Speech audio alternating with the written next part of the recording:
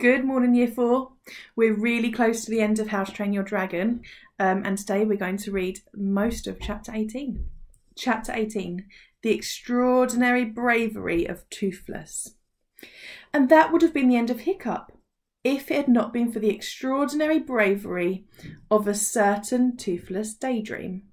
Toothless, if you remember, had refused to join the battle at Death's Head Headland. He was intending to fly off somewhere down the coast a bit and lie till all was safe again. But he stayed at the highest point for a while, terrorising birds and rabbits. He must have been having a lovely time doing so, for he did not hear the approach of Stoic and the entire tribe of hooligans and meatheads until Stoic grabbed him around the neck.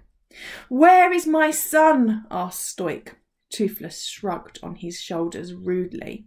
"Where is my son?" roared Stoic with an awe-inspired yell louder than Toothless's ear could tremble. Toothless pointed to Death's Head Headland. "Show me," said Stoic grimly. Under Stoic's fierce eye, Toothless reluctantly flapped off towards Death's Headland, followed by the two tribes. They arrived just in time to see the terrible monster throw Hiccup high into the air and catch him in his mouth like a whelk. So much for the fiendishly clever plan, thought Toothless. He was about to use the opportunity of Stoic's obvious distraction to sneak off to a place of safety when something stopped him. Nobody knows what that something was. It was a moment which changed the whole world view of the hooligan tribe. For centuries we had to believe it was impossible for dragons to consider a selfless thought or a generous action.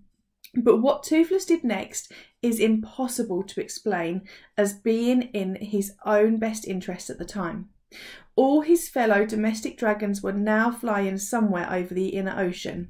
As soon as they heard the fireworm's cry of "Desert!", those who were hanging in the caves or between crevices or crouched in the ferns rose up in a great swarm and abandoned their former masters as fast as their wings could carry them.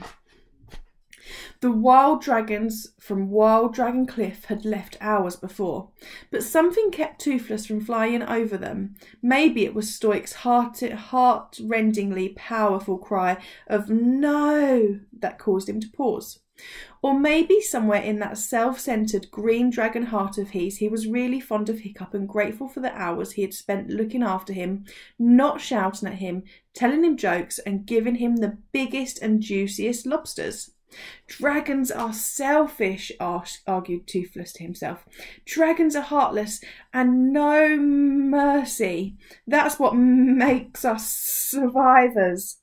Nonetheless, something made him turn right around, and something made him fold his wings back and fly like a dragon blur to the greatest monster on the cliff tops, which really was not in Toothless's best interests, as I've said before. Toothless flew right up to the monster's left nostril and started to fly up and down inside of his nose, tickling it with his wings. The sea dragon lunged up and down, wrinkling his nose like crazy and bellowing, "Ah!" The creature stuck his great talon up his nose in a disgusting fashion and tried to wiggle out the tickling flea that was irritating him. Toothless didn't quite get out of the way of the talon in time, and it scratched him on the chest. He hardly felt it though, he was so excited, and carried on tickling regardless, dodging and probing the dragon claw. "Ah!" the sea dragon bellowed. Meanwhile, Hiccup was being thrown this way and that way inside the dragon's throat, and it shook its head from side to side. He was trying desperately to hang on to the spear, which was in danger of becoming dislodged at any second. "Chew!" the dragon finally sneezed, and Hiccup, the spear, Toothless, and a great deal of perfectly revolting snot were scattered over the surrounding countryside. Toothless remembered, as he was shooting through the air, that boys can't fly. He folded his wings and dived after Hiccup, who was rapidly heading towards the ground. Toothless grabbed hold of the arm and tried to take his weight. Dragon's talons are extraordinarily strong, and he was able to break Hiccup's fall.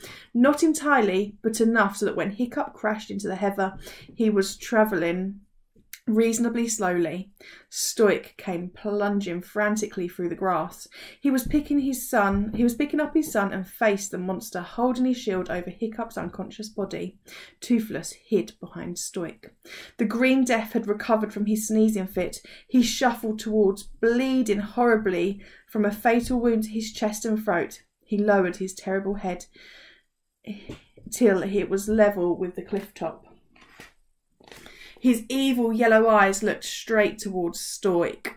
"Time to die for all of us," purred the Green Death. "You can't save his life now, you know. You are quite helpless. My fire will melt that shield like butter." The Green Death opened his mouth. He slowly stuck in a breath. Stoic tried to grab onto the chunks of heather to hold them as fast, but Stoic, Hiccup and Toothless were being dragged slowly but surely towards the gigantic black tunnel that was the monster's open jaw.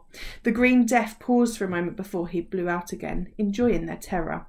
"This is what happens if you don't listen to the dragon law," shrieked Toothless to himself in horror as he peered round the side of Stoic's cloak. The monster puffed out his cheeks and Stoic and Toothless waited for flames to consume them, but no fire came out. The Green Death looked very surprised. He puffed out his cheeks and blew a little harder. Again, no fire. He tried once more, and now his head seemed to be turning a strange purplish colour with effort of blowing, and it seemed to be swelling bigger and bigger as if he were being pumped from air from the inside. The monster had no idea what was happening. He thrashed around wildly, and his eyes bulged larger and larger until, with a bang that could be heard from hundreds of miles in every direction, the Green Death blew up right in front of their eyes. This may seem like some sort of miracle or an intervention on the part of the gods, but in fact there was a logical explanation. When Hiccup was hanging in the sea dragon's throat, desperately repeating, "I need to live, I need to live," to himself, he had taken his helmet and had plunged the horns as hard as he could into the fire holes. This was a perfect fit. So when the dragon tried to use his fire, the blockage caused a build-up of pressure that eventually grew so great that the Green Death simply exploded. Now there were pieces of dragon flying in all directions. Stoic and Toothless were incredibly lucky to not get hit by anything, standing as close to the explosion as they were.